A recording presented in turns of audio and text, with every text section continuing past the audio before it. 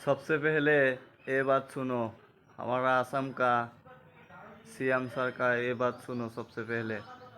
যোনে যেনেকে পাৰে মিয়া কষ্ট দিয়ক না, আপুনিও দিয়ক না।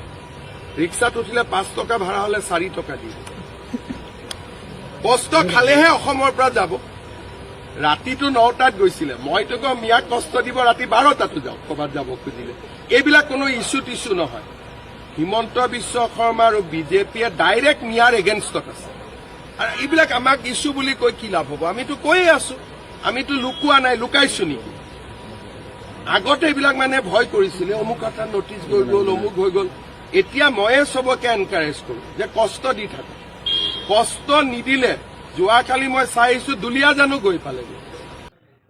हो भाड़ा नहीं दोगे, हमारा शहर में आ जाओ, हम तुमको फ्री में घुमाएंगे। असम का सीएम सर ऐसे बात बोल सकते हैं क्या? कमेंट में जरूर लिखना अपना अपना राय।